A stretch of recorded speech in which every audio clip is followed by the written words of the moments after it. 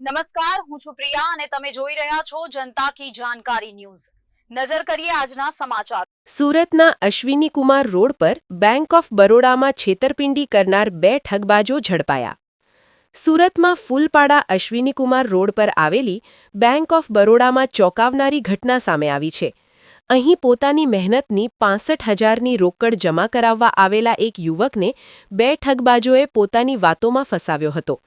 ઠગબાજોએ નજર ચૂકવી યુવક પાસેથી અસલી નોટો લઈ લીધી અને તેના બદલે રૂમાલમાં વીંટાળેલી કાગળની થપ્પીઓ પધરાવીને ભાગવાનો પ્રયાસ કર્યો હતો। જો કે યુવકને શંકા જતા તેણે બૂમાબૂમ કરી હતી અને હાજર લોકોએ બંને ગઠિયાઓને રંગે હાથ ઝડપી પાડી પોલીસના હવાલે કરે તે પહેલા બરાબરનો મેથીપાક ચખાડ્યો હતો। રિપોર્ટર સુનિલ ગાંજાવાલા, સુરત।